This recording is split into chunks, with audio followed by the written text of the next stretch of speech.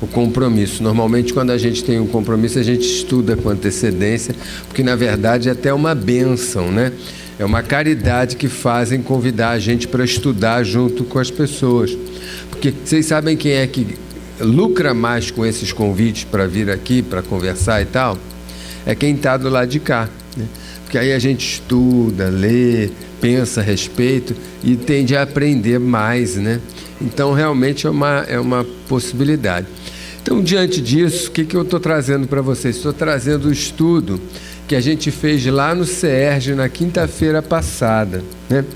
Porque não dá para improvisar assim um tema. Então, como nos foi pedido que fizesse um estudo lá no CERJ, quinta-feira passada, e o tema está no capítulo 25 do Evangelho segundo o Espiritismo, a parte de observai os pássaros do céu, né? Então, a gente está trazendo aqui. Tem alguém que esteve lá no CERJ na quinta-feira passada? Então tá bom, pelo menos vai. Não, você pô, de novo aquele rapaz falando aquele negócio, não? Então pelo menos, né? É assim. Então eu vou dividir um pouquinho com vocês essa possibilidade de nós refletirmos juntos, né? Primeiro, com a beleza que tem na codificação, que a lógica de Kardec, vocês que já tiveram a oportunidade de perceber no Evangelho segundo o Espiritismo, a proposta de Kardec não é fazer um trabalho cronológico da vida do Cristo, né? Senão já estava lá no Novo Testamento, contando as passagens, né, desde da vinda de Jesus, do nascimento, da anunciação a Maria, né, até a sua passagem no Gólgota, na cruz, e depois o retorno dele, a ressurreição com seus discípulos e tal. Isso está lá no Novo Testamento. O que faz Allan Kardec? Associa, né, a visão religiosa da filosofia nova que tinha sido trazida, que é o Espiritismo, buscando na moral do Cristo os fundamentos para que a gente possa entender melhor as leis morais, né? Os ensinamentos de Jesus no que diz respeito a questões muito importantes para a nossa vida, para a nossa reflexão, para a nossa preparação para nos tornarmos pessoas, seres, espíritos melhores, né? Então, a gente vai fazer até uma correlação com esse trabalho aqui que tem no Livro dos Espíritos, né? Primeira obra, o Livro dos Espíritos, a parte filosófica, e tem um capítulo que é das leis morais. Então, se ele fala das leis morais, depois ele vai trazer no Evangelho segundo o Espiritismo as lições do mestre maior, né? Aquele que os espíritos responderam qual o exemplo, o maior exemplo de espírito que nós temos aí, que a humanidade conhece. E os espíritos simplesmente colocaram numa única: Jesus, né? Então, as passagens de Jesus, a sua vivência, a sua energia que continua, né, conosco até hoje, velando por nós, esses então são trazidas na síntese que Kardec faz, não pela cronologia, mas por temas, né? Então, esse capítulo 25 é justamente um tema intitulado Buscai e Achareis, né? Buscar e achar, buscar e conseguir alcançar. Buscar e conseguir alcançar, isso lembra vocês o quê? Quando a gente busca alguma coisa, nós podemos buscar através da nossa prece, né, da nossa oração, mas também podemos buscar através das nossas ações, das nossas atitudes, né, da nossa perseverança, da nossa dedicação, né? Então, esse é um capítulo interessante que Kardec traz para enfatizar a importância da nossa postura diante da vida, diante das leis de Deus, diante daquilo que Ele espera como atitude de cada um de nós, né? Que não fiquemos passivos, né? Simplesmente esperando que as coisas venham até nós, mas que nós as busquemos, porque Deus está sempre olhando e Ele vai procurar prover as nossas necessidades. A primeira passagem, então, tem as três passagens que Kardec separa para fazer a discussão aqui conosco, a nossa reflexão, e pegando Jesus, nos trazendo essa profundidade. Ele diz assim: Ajuda-te a ti mesmo que o céu te ajudará, né? Então, quem é que tem que primeiro se ajudar? Nós, né? Então já é uma postura de, né, que não vamos dizer que seja novidade, absolutamente, né? O Jesus já colocava isso, os grandes mestres da antiguidade, em todos os princípios religiosos, sempre estiveram estimulando o homem a buscar dentro das suas potencialidades alcançar a elevação, isso é fato, né? E o céu te ajudará. O que é que representa esse céu para nós, né? O céu vai ajudar, né? Esse céu é quem? É o quê? Quem? Né? É Deus, né? Deus, nosso Pai, né? Que tudo compreende, que com as suas leis sábias coloca para nós a realização da sua justiça, mas também da sua bondade, né?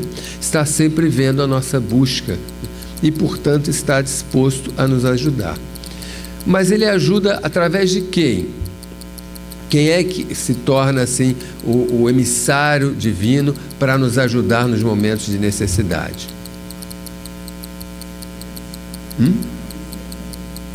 Vocês têm que falar. Nem que seja baixinho, porque aí eu percebo que vocês estão prestando atenção. Vocês estão ficando só olhando assim? Eu não sei se vocês estão dormindo de olho aberto. Eu não sei se vocês estão prestando... Aí vocês falam assim baixo, eu preciso falar alto. Não, mas todo mundo fala assim. Aí, né? A gente vai interagindo, vai dialogando. Quem é que seria assim que iria ajudar, né? Em nome de Deus, iria nos ajudar quando a gente fizesse a nossa parte? Jesus é esse grande mestre. Mas tem mais? Tem mais que pode nos ajudar? Hein? Os espíritos protetores, né? Cada um de nós tem, né, um guia espiritual, um companheiro cuja tarefa, né, está sendo nos amparar, zelar pela nossa caminhada, que não faz as coisas por nós, não é verdade? Não é um espírito que está ali para nos servir, ao contrário, ele está ali para nos ajudar, nos apoiar, nos amparar, inspirar, né? Orientar através das suas inspirações, né? Para que a gente possa de repente fazer as melhores escolhas, as escolhas que vão deixar a nossa consciência tranquila. Então, existem os nossos mentores, e quem vai depois continuar na literatura espírita, tanto na codificação quanto nas obras que vieram depois, André Luiz, então, é um exemplo enorme disso. São muitos os companheiros no plano espiritual que estão, né, por predisposição no processo de aprendizado, tendo como objetivo, desejo, ajudar a nós que estamos aqui, e encarnados como os desencarnados que estão aqui nas lutas diárias da Terra, né?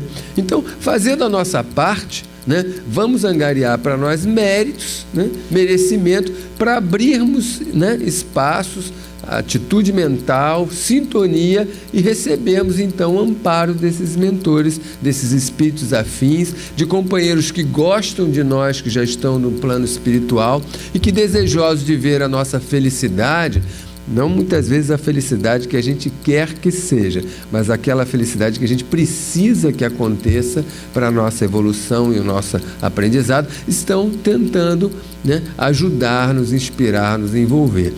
É um trabalho tão bonito as obras de André Luiz, que a gente vai ver casos e casos de ações, né, de verdadeiras equipes do mundo espiritual procurando, né, ajudar nos momentos de dificuldade, das perdas dos entes queridos, dos desencarnes, né, nos esclarecimentos nos casos obsessórios, mas em tantas e tantas situações que a espiritualidade está encontrando caminhos, né, através de espíritos que, já estando mais esclarecidos, entendem que a sua tarefa, né, no sentido do aprendizado e do crescimento espiritual, é ajudar o outro, né? Então ele fala aqui: pedi e se vos dará, buscai e achareis, batei à porta e se vos abrirá, porquanto quem pede recebe, e quem procura acha, e àquele que bate à porta abrir-se-á, né? Então é moleza, né? É só pedir. A gente vai pedir, eu queria trocar de carro esse ano, né? Então eu faço uma prece esperta, né? E vou fazer, e aí eu espero, né? Que no mínimo vai bater aí o avião do Faustão na minha porta, trazendo tudo que eu preciso, né? Será que Jesus estava falando dessas questões de ordem material? Será que era disso que ele estava falando? A gente hoje já sabe que não, né? Às vezes a gente ainda gostaria que fosse, ainda um pouco acomodados que somos, sabendo que muitas vezes esse fazer a nossa parte representa, né, dedicação, sacrifício, resignação diante da dor e do sofrimento. A gente gostaria que tudo fosse só pedir e resolver. Mas, na verdade, Jesus está nos orientando, nos esclarecendo e falando dessa bondade divina, né? De que se nós estivermos fazendo a nossa prece, né, com merecimento, com sentimento e fazendo a nossa parte, haverá sempre espíritos, né, desejosos de nos ajudar, de nos amparar, né, favorecendo a nossa caminhada, ajudando-nos a suportar e a encontrarmos os caminhos que nos tragam a harmonia, o equilíbrio e a paz diante dos nossos momentos de felicidade e nos momentos de dificuldade também, né? Então, ele não está se referindo à conquista de coisas de ordem material. E ele faz uma passagem bonita, né? Que isso reforça efetivamente a confiança e a fé em Deus. E é tão complicado porque, na verdade, há 2000 anos atrás e até os dias de hoje, né, as religiões, o sentimento religioso colocava Deus muito distante, e um Deus, né, muitas vezes vingador, né, muitas vezes assim, muito severo, cobrador, né? A gente vai ver na história da humanidade como é que Deus era tido, né? Não fez isso e choveu demais, choveu de menos, trovejou, pegou fogo, não sei, não entendo o que está acontecendo, devo ter feito alguma coisa errada e Deus está me punindo, né? Assim eram os conceitos. Na antiguidade, os mitos, a mitologia, muitas vezes dava características muito humanas para Deus e para os deuses, né? Então, os deuses se irritavam, eram invejosos, eram vaidosos. Então o homem fazia essa mitologia e criava essa percepção equivocada no sentido da divindade. E Jesus, com essas reflexões, tentava mostrar para os seus discípulos e para aqueles que ouviam, para nós nos dias de hoje, que se nós temos um Pai, né, que é Deus, é um Pai soberanamente justo e bom, né, não é compreensível que Ele deixe os seus filhos ao abandono, né, que vendo a necessidade por que estamos passando, Ele não vai fazer nada para nos ajudar. Quer ver, Ele tanto fala assim que Ele compara aqui, ó. Qual homem dentre vós que dá uma pedra ao filho que lhe pede pão, né? Algum de vocês aí, por acaso, já fez alguma coisa desse tipo, né? Seu filho pedindo pão, você vai lá e deu uma pedra, passou manteiga na pedra, mas deu uma pedra para ele. Vocês fizeram isso? Não, né? Se o pão está até meio durinho, a gente vai dar uma assadinha no pão, né? Faz para ficar mais gostosinho. É assim. Porque nós somos pais e tentamos oferecer aquilo que é de melhor para o nosso filho, suprindo-lhe as necessidades. Aí a gente diz que Deus é nosso Pai, né? E a gente mesmo não acredita que Ele esteja fazendo aquilo que é bom e que é melhor para nós. Porque, na verdade, a gente tem o nosso jeito de entender a vida e o mundo, né? Se está doendo em mim é porque é ruim para mim. Então Deus não podia deixar que acontecesse, né? A gente pensa assim. Muitas vezes está doendo porque é com a dor que a gente vai aprender, né? Porque muitas vezes, quando tudo estava bem, a gente desperdiçou a oportunidade do aprendizado, do equilíbrio e mergulhou nos equívocos, dos excessos, dos desequilíbrios de ordem moral, do egoísmo, né? Do orgulho. Estava tudo bem, tinha tudo para dar certo, né? Mas aí a gente quer mais, quer demais, quer além, quer mais para a gente do que precisa, não pensa no outro. Aí Deus, que, né, tem suas leis divinas, que espera que a gente viva segundo um caminho de equilíbrio e de harmonia. O que acontece? Acaba oferecendo para nós a oportunidade da retificação, né? E essa retificação muitas vezes vem pela dor. Então ela vem pela dor porque, mais uma vez, é esse o pão que Deus está nos oferecendo. Porque não quer o nosso mal agora, quer o nosso bem sempre. E o nosso bem futuro, o bem que caracteriza um equilíbrio, uma harmonia com as suas leis, né? Com a nossa própria consciência. Então ele faz essa comparação. É Jesus falando para os seus discípulos: se os homens não dão uma pedra ao filho que pede pão, né? Que dirá, né, Deus? Ou, aí ele continua: se o filho pedir um peixe, vai lhe dar uma serpente? Outra comparação, né, que é bem forte para você. Se o filho pede um peixe, um alimento, você vai dar uma coisa que, né, pode feri-lo, pode matá-lo? Absolutamente. Ora, olha só como é que Jesus coloca, hein? O nível de reflexão. Ora, sendo maus como sois. Interessante, hein? Não dá moleza, não. Ele não passa a mão por cima da cabeça, não. Está falando para todos, para os homens, para quem ele pregava, para quem os incrédulos de todas as épocas. E ele diz: vocês, os seus filhos, né, sendo mal como vocês são, não fazem assim, que dirá Deus, né? Então ele diz assim: ora, sendo maus como sois, sabeis dar boas coisas aos vossos filhos? Não é lógico que, com mais razão, vosso Pai que está nos céus dê os bens verdadeiros aos que lhes pedirem? Né? Aí ele, olha que interessante, os bens verdadeiros, né?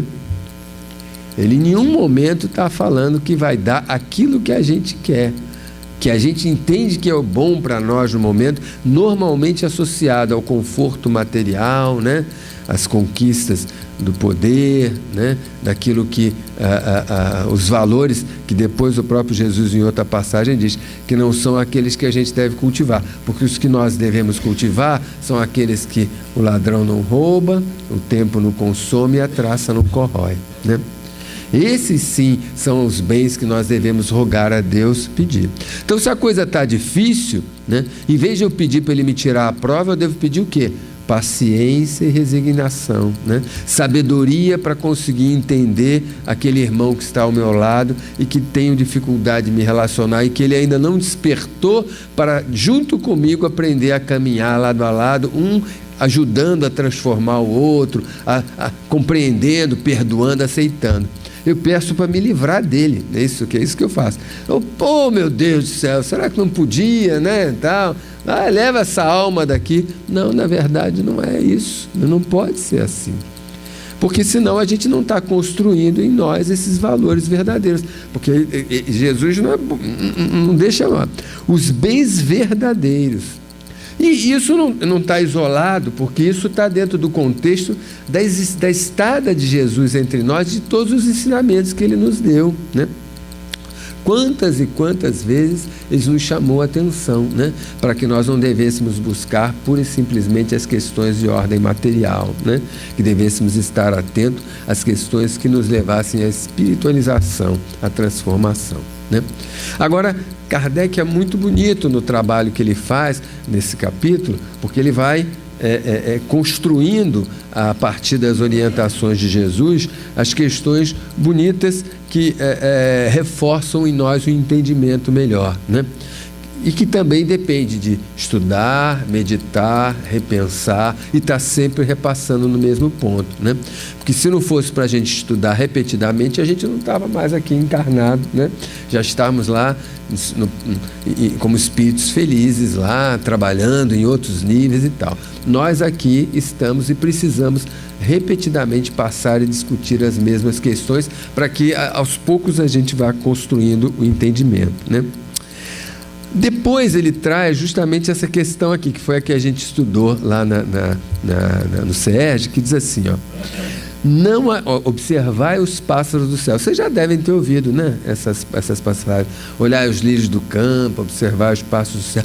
É de uma beleza poética, né? De uma sensibilidade, né? Da capacidade de Jesus chamar a atenção para os homens rudes, gente. Porque somos assim até hoje, né?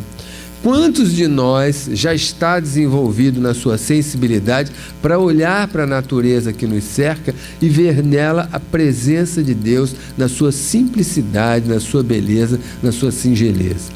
A gente não faz isso, né? A gente vive um dia corrido atrás do outro, preocupado só com as nossas coisas, que são nossos interesses mais diretos, né? E muitas vezes não se apercebe das lições que estão sendo dadas aí a partir da própria criação divina. Então esse momento dessa passagem é de uma poesia, né? De uma beleza plástica muito grande, sem contar a profundidade do ensinamento, né? Então repara só, de novo é a questão do buscar e achareis, o reforço da fé em Deus, né? Na soberana bondade de Deus, nosso Pai, né? Na justiça divina que deve ser reforçada em nós, né? Diminui a nossa ansiedade perante as questões da vida. Ansiedade é um problema atual? Nada, sempre foi, não é nada de atual, é velho, esse negócio, a gente é ansioso desde sempre, né? Espíritos que somos no processo de aprendizado, né? Estamos sempre angustiados. Agora a gente está mais consciente, aí até dá uns nomes mais complexos, se estuda mais a ciência. No passado o homem nem sabia, negócio de depressão, né? Nem ouvia falar isso, porque na verdade a gente não entendia os mecanismos do psiquismo, da mente, né? Do conhecimento humano capaz de entender.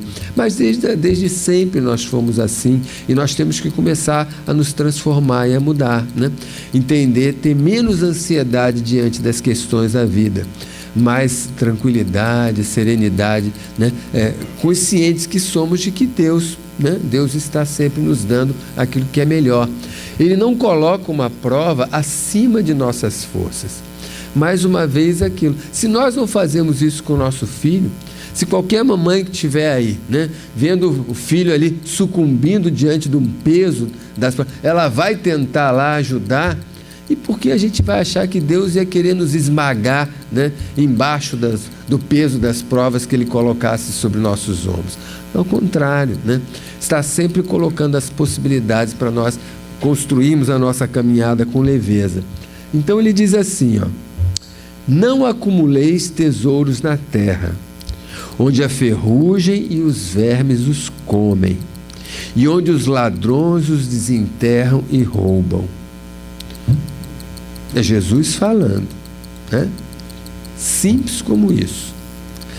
Então, e a gente tem que estar atento. Não é que a gente não deva ter e buscar com o nosso trabalho digno, honesto, o necessário para vivermos com dignidade e podermos até ter condições de ajudar aqueles que estão em torno de nós. Não é isso, né?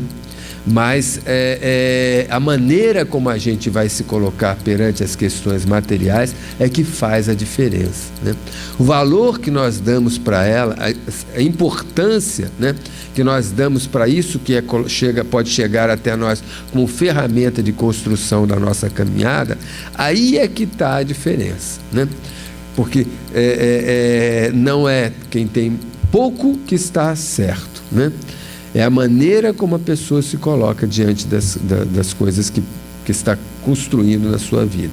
Porque a gente pode ter alguém que tem muito e que vai ter dado nessa caminhada, nessa encarnação, uma evolução, né? Um avanço muito maior do que o outro que passou a vida inteira na pobreza. A depender da maneira como cada um encarou as oportunidades e as possibilidades que lhes foram colocadas. Mas ele chama atenção aqui para que a gente não acumule, né? Não acumule. Acumular é ter mais do que se precisa, né? Acumular tesouros no céu, onde nem a ferrugem nem os vermes os comem. Porquanto onde está o vosso tesouro, aí está também o vosso coração, né? E é de uma sabedoria isso, porque aquele que se prende às coisas materiais, os seus sentimentos estão ali.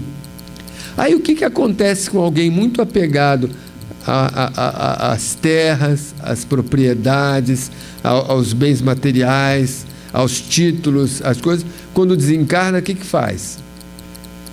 Vai fazer o quê? vai ficar lá, preso a eles, né?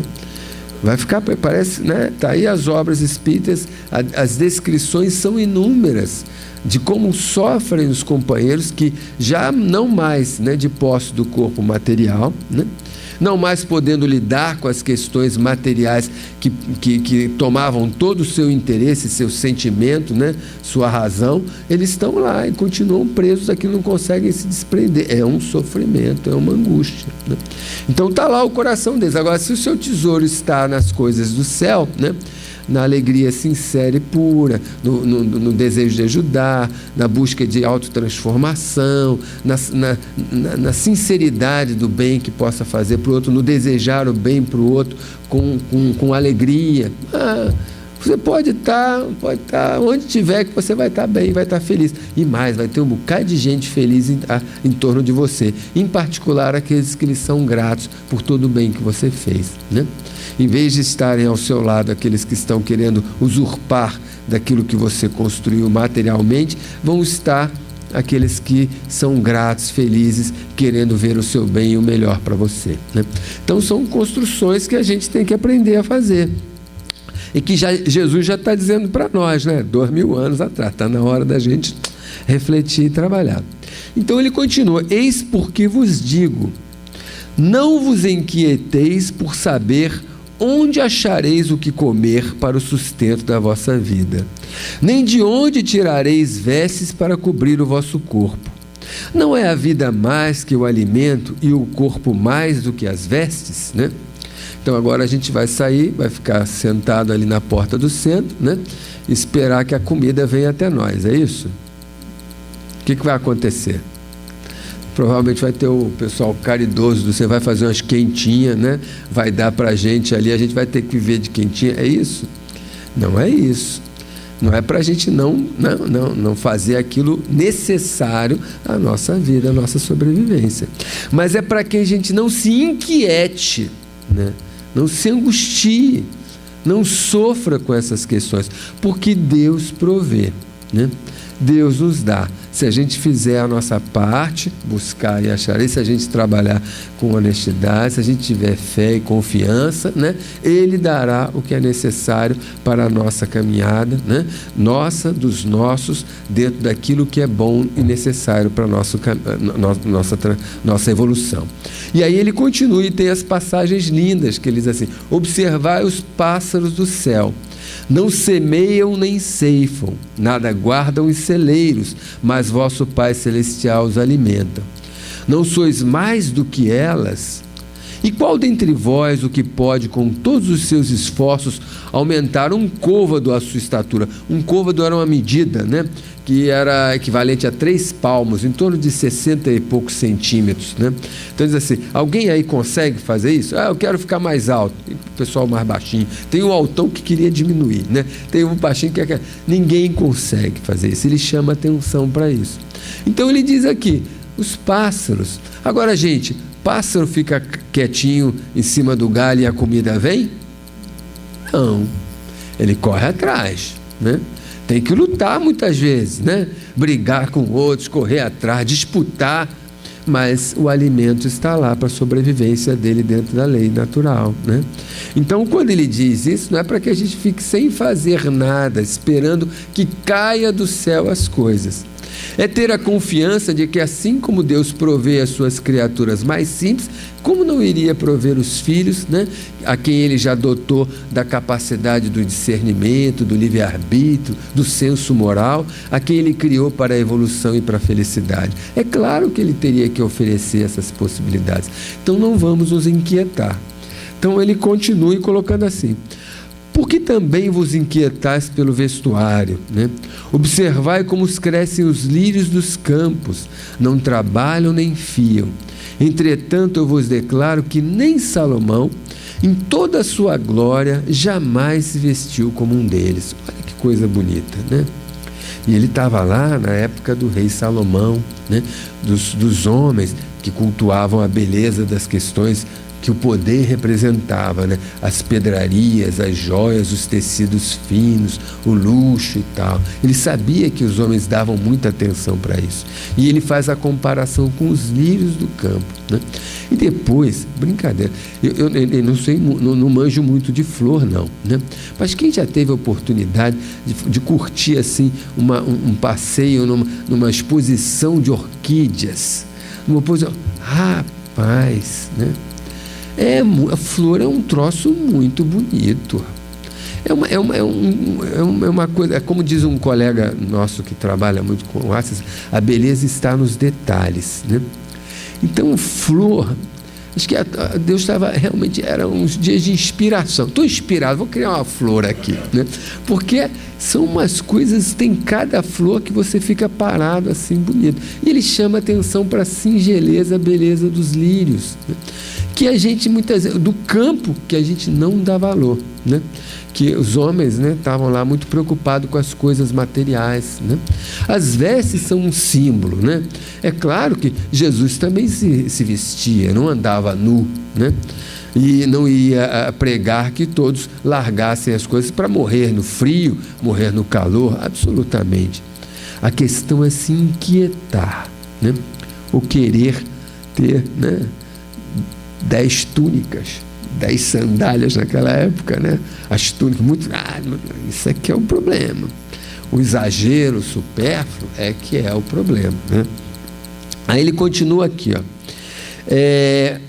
Ora, se Deus tem o cuidado de vestir dessa maneira a erva dos campos, que existe hoje e amanhã será lançada na fornalha, quer dizer, na colheita, né? Até para o processo mesmo da queimada dos campos, do adubo e tal, que ele falava assim, né? Estou aqui. Quanto maior cuidado não terá em vos vestir, ó homens de pouca fé, né? Então a discussão toda era nessa lógica. Por que estamos tão ansiosos e angustiados? Por que acumular, né? Porque se amanhã eu não tiver, se amanhã me faltar, então eu tenho que ter, tenho que juntar, tenho que ter, tenho que juntar, porque amanhã, diz assim, mas Deus provê a toda a sua criação, como é que não vai prover a nós também, né? Então falta a nós fé em Deus. E os grandes mestres, aí você vai lembrar Francisco de Assis, que era agora em outubro, né? Vem o mês de Francisco, já, agora quinta-feira, 3 de outubro, lá no Jefa, dia de Francisco, quiserem estão todos convidados lá. Francisco de Assis era filho de comerciante rico, né? Largou tudo, né? Deixou tudo para trás para casar com a pobreza, com a irmã pobreza. Gandhi, né? Gandhi fazia a própria roupa, né? Tecia lá e tal, e ia para as reuniões com os líderes na Inglaterra, com as rainhas, com os líderes, né? Os reis, os presidentes, ia lá com aquela simplicidade da visão hindu, né? Porque não precisava de mais do que aquilo. Não dá para a gente fazer essas coisas ainda, eu entendo. Mas não vamos nos inquietar para termos aquilo que não é necessário, né, para nosso equilíbrio, a nossa vida e a nossa harmonia interior, né? Não vos inquieteis, pois, dizendo: que comeremos, ou que beberemos, ou de que nos vestiremos, como fazem os pagãos, que andam à procura de todas essas coisas. Pagãos são os não batizados. E aí ele representava, naquela época não tinha ainda o batismo da Igreja Católica. Tinha o batismo de João Batista, né? Mas é a representação aqui daqueles que estão desligados da religiosidade, né? Daqueles que estão distantes da questão de Deus, né? Do sentimento religioso. Eles então vivem atrás das questões de ordem material, porque não estão preocupados com as questões espirituais, dos valores verdadeiros. Então eles dizem assim, olha, mas não façais como eles, né? Não vamos agir. Se temos hoje o conhecimento da religiosidade, do entendimento, não devemos reproduzir esse comportamento, né? Porque vosso Pai sabe que tendes necessidade delas, né? De novo, exemplo, se temos os nossos filhos, nosso filho se mudou, está morando longe, em outro estado, em outro país, né? A gente vem a saber que ele está precisando, não é verdade? A gente está aqui, longe, venha saber que ele está precisando. O que a gente faz? Se eu puder, eu vou tentar ajudar, na verdade. Vou enviar uma ajuda. Eu vou fazer meu filho. Não posso largá-lo sem ajudar. Então, o que dirá Deus em relação a nós mesmos, né? Nós, homens de pouca fé, né? E a última parte ele diz assim: buscai primeiramente o reino de Deus e a sua justiça, que todas essas coisas vos serão dadas de acréscimo. Assim, pois, não vos ponhais inquietos pelo dia de amanhã, porquanto o amanhã cuidará de si. A cada dia basta o seu mal. Mateus capítulo 6, versículos 19 a 21, 25 a 34. Né? Então, também não quer Jesus dizer que devamos ser imprudentes, né? Perdulários, né? Desperdiçados, né? Porque aí temos que fazer como Paulo, estar no mundo, mas sem ser do mundo. Estar no mundo representa termos equilíbrio, sabermos que se faz necessária, fruto do nosso trabalho, a conquista de um dia de amanhã, né? Mas com calma, em harmonia, né?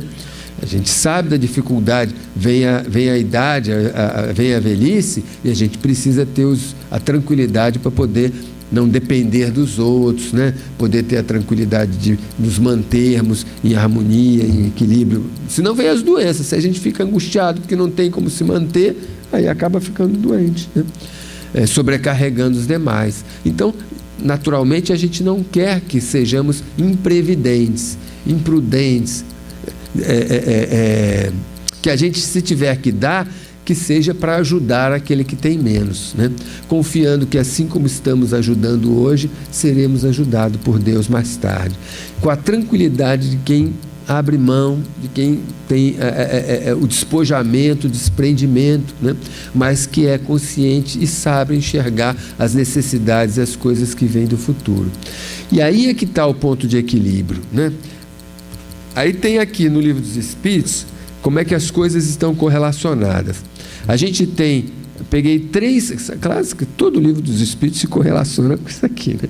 Eu peguei 3, fiz assim, que fala da lei de adoração, é o capítulo 2, né, das leis morais, e que justamente esse capítulo do Evangelho fala: pedi e obtereis. E aqui no Livro dos Espíritos, no capítulo 2, né, da parte 3ª das leis morais, da lei de adoração, que fala justamente em como é que a gente pode pedir. Agrada a Deus a prece? Kardec pergunta, né? Agrada a Deus a prece? O que vocês acham? A prece agrada a Deus? Por que a prece agrada a Deus? Porque demonstra que nós estamos nos tornando humildes, reconhecendo que precisamos, que não somos os bambambãs, que tudo podemos, que somos os maravilhosos maiorais, que não precisamos de nada nem ninguém, né? A prece sincera, a prece honesta, né? Em particular aquela que pede por outra, né? Que se compadece, que sente pena, que fica triste por ver o sofrimento do outro e pede a Deus que, na medida do merecimento dele, leve a ele a consolação, né? A resignação, a força. Essa prece agrada a Deus, né? Aquele que louva, que reconhece a sua grandeza. Ele diz assim: a prece é sempre agradável a Deus quando ditada pelo coração, pois para ele a intenção é tudo, né? Assim preferível lhe é a prece do íntimo, né? Por mais bela que seja, que for lida simplesmente, né? Porque nós não podemos orar dos lábios, da boca para fora. Temos que orar com sinceridade no nosso coração. Podem ser as palavras simples, pode ser na mudez, né? Ali no silêncio, mas tem que ser de coração. Essa agrada a Deus. Então, a gente viu aqui, pedir, então a prece agrada a Deus. Depois eu vi um outro capítulo aqui do Livro dos Espíritos, na 2ª, do 3, da lei do trabalho. Vocês gostam, todo mundo aqui gosta de trabalhar, né?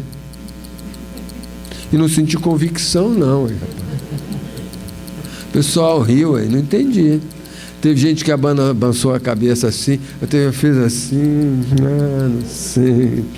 Lei do trabalho, gente. Lei divina. Quer aprender, evoluir, crescer sem trabalhar? É ruim, hein? Já passamos dessa fase. Crianças, né, infantis, espíritos infantis que achávamos que podíamos ficar, né, sem construir o nosso caminho com o nosso esforço. Já passou disso, né? Vamos ter o trabalho dosado, equilibrado, que não, né, extrapole as nossas energias, que seja voltado para uma construção de coisas boas. Trabalhar muito para fazer besteira também, pelo amor de Deus, né? Também vamos deixar isso para lá. É trabalhar nas coisas construtivas, né? Pensando que a nossa doação do nosso intelecto, do nosso tempo, que seja sempre útil, né? Não dá para querer trazer para nós aquela condição dos nossos companheiros que achavam que o negócio é fingir que trabalha para ganhar. Aí tem outro que diz que ele finge que me paga, eu finjo que trabalho. O que ganha isso? Não adianta, está perdendo a encarnação, né? Nós temos que ser honestos e sinceros em tudo que nós fazemos, né?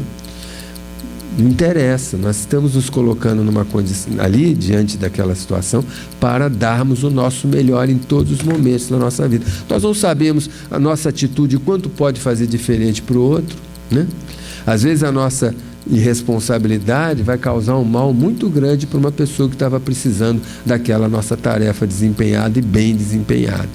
Tanto no campo profissional, no campo doméstico, no campo da assistência social, no campo religioso, tudo que nós devemos fazer deve ser com coração, com sinceridade, com honestidade, tentando dar o nosso melhor. Vamos errar? Vamos, né? É claro que vamos errar. Temos muito que aprender, né? Mas também só erra quem faz, né? Vamos tentar fazer o nosso melhor. E a lei de trabalho está aqui. Por isso que aquela... fazer a vossa parte, o céu te ajudará, né? Aí tem aqui, a necessidade do trabalho é da lei da natureza. O que vocês acham que os espíritos disseram? O trabalho é lei da natureza, por isso mesmo que constitui uma necessidade.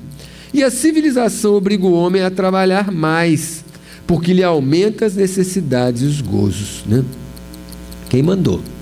Quem mandou ficar civilizado, né? Tivesse lá, né, na aldeia, bastava lá, deu uma caçadinha, passava o resto do dia tomando banho de rio, né, dormindo, fazendo outra flecha ali, Aí no dia seguinte vai sair da outra caçadinha, né? Agora não, vocês quiseram progredir, essas coisas intelectuais, desenvolveram, né, civilização, isso dá trabalho, rapaz. Para cuidar desse troço todo aí dá trabalho. Mas também desenvolve a inteligência, impulsiona o homem para o progresso, né? Busca a inovação, a superação das limitações, né? Ao longo do nosso processo de evolução, nós espíritos em crescimento, vamos lá, buscando o conforto para ficar... Aí a gente trabalha para ficar mais tempo sem fazer nada, né? Assim que a gente diz, é isso, né? Que o pessoal trabalha a beça para chegar na velhice, ficar sem fazer nada. E trabalhou, na verdade, aproveita que trabalhar, pega gosto pela coisa, né? E muda simplesmente a maneira de trabalhar, né? Se não estava trabalhando mais para o sustento, para as questões de ordem material, para o contributo à sociedade com a sua força de trabalho e tal, vai trabalhar para ajudar o outro, para aprender, para... Poxa, a gente brinca, ele fala assim, é civilização. Vocês já pararam para pensar a gama de conhecimentos, né? As diferenças que tem de conhecimento humano nos dias de hoje?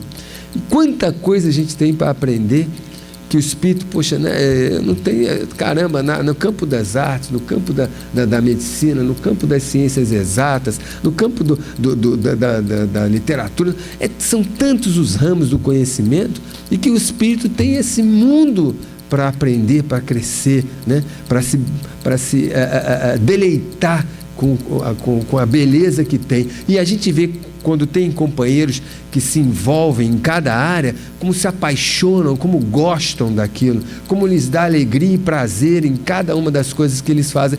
Então, caramba, eu gostaria de sentir isso também, né? Gostaria de sentir a paixão da música, sentir a paixão da matemática, sentir a paixão da física, tudo, da medicina. Olha quanto campo de conhecimento, né, que nós espíritos eternos temos para crescer. Vamos ficar parados? Não, vamos andar. Então ele está aqui, lei de trabalho. Aí está falando aqui, né? Olhar os lírios do campo. Está falando que é para ficar só sem fazer nada? Não, para trabalhar, mas não se inquietar. E o último, mas não menos importante, porque já são 9 horas. É 9 horas que acaba, né? 9 horas que acaba. E o último aqui, também tem aqui, ó, dentro da parte terceira, capítulo 5 da lei de conservação, né? Então, olha como as coisas são correlacionadas, que a gente falou aqui. Então, não é para se inquietar, eles assim, porque se preocupa com comer, com vestir, o dia de amanhã e tal. Mas tem a lei de conservação. Então, não é para a gente se angustiar, mas que a gente tem que estar, né, trabalhando, né? Porque Deus nos deu uma encarnação, nos deu um corpo, uma responsabilidade com esse corpo de mantê-lo saudável, né? Mantê-lo equilibrado para servir de instrumento para o nosso progresso. E tanto isso é que tem aqui a lei de conservação, né? Em que Kardec vai fazendo nessa visão filosófica, depois ele faz o contraponto da lição moral de Jesus, que já falava dessas coisas todas aqui. Então ele consolida nas passagens do Evangelho. Ele fala aqui: como o homem pode conhecer o limite do necessário? Quando é que é o necessário? Quando é que é o limite necessário? Está escrito, tem uma linha que a gente olha no chão e vê assim, daqui para lá já não é mais necessário? Aí os espíritos respondem com sabedoria assim: aquele que é ponderado o conhece por intuição. Olha só que interessante, quem é ponderado. Por quê? Ser ponderado é parar para pensar. É pensar nos valores, nos conhecimentos morais, religiosos, nessas orientações que nós recebemos e avaliarmos, né? Se eu não ponderar, é parar, refletir, pensar, medir, aí eu vou ser intuído. Intuído até no seguinte: eu estou com boa vontade, vem o espírito amigo e me orienta. Está demais, não precisa. Isso não vai lhe fazer bem, né? Então, aí o pessoal gosta de chegar, enfiar o pé na jaca, come mais do que necessário, não é verdade? Não é um espírito ponderado, né? Se fosse ponderado, sabia que aquilo vai lhe fazer mal. Até porque já passou mal outras vezes fazendo a mesma coisa. Então o cara fica doido para chegar ao fim de semana para ir para um rodízio. Olha que coisa. Pelo amor de Deus. Aí fica doido para arrumar um rodízio barato, onde ele possa, né, quase que levar o outro à falência. É a falta de caridade, né? Porque ele quer levar vantagem em cima da criatura que está lá tirando seu ganha-pão, né, da venda do alimento. Então ele quer que seja barato, que ele possa comer até não poder mais. Se puder, ele fica lá tempo, até para dar um tempo de fazer digestão e continuar depois, né? E para tirar vantagem do outro pobre que está lá querendo sustentar a família dele e tal, fazendo mal a si mesmo e se faltando à caridade. Então, por favor, né, vamos buscar aquilo que é necessário. O ponderado ele sabe por intuição ou por experiência própria, né, se for ponderado a ele. E ele continua aqui: muitos só chegam a conhecê-lo por experiência e à sua própria custa. Aí a gente é que vai fazer a escolha. Vamos sofrer ou vamos usar a inteligência para saber a escolha que devemos fazer, o caminho que temos que escolher, né? A gente é que sabe. E depois ele até continuação aqui. Não vou continuar mais não. Necessário, já são 9 horas. Né? Já falhei no início, não vou falhar no final. Então, tem o capítulo 5, necessário e supérfluo, e ele vai trabalhando e a gente vê como os ensinamentos, em termos da doutrina espírita, da base da filosofia, que Kardec também coordenou os temas, né, do Livro dos Espíritos, de modo a formar um encadeamento do pensamento filosófico e de nos municiar com um conhecimento, né, que nos favoreça sermos mais ponderados, né, mais conscientes das coisas. Aí ele pega depois e traz o Evangelho, as lições de Jesus, correlacionando, dizendo que o Cristo, o Mestre, já havia nos dado todas essas orientações com as suas passagens, suas parábolas, suas comparações inspirações, suas orientações tão sublimes e tão belas, né? Então agora a gente se apoia nos dois eixos, na filosofia e na religião, no sentimento de amor de Jesus, para nos tornarmos criaturas melhores, né? Mais equilibradas e mais em harmonia e com mais fé em Deus, que o Pai é soberanamente justo e bom, né? Deus é a inteligência suprema, causa primária de todas as coisas, né? O Pai é soberanamente justo e bom e nunca nos desampara. Então, obrigado a vocês pela oportunidade de estar aqui, batendo papo, né? E até uma próxima, se Deus quiser. Acabei, né?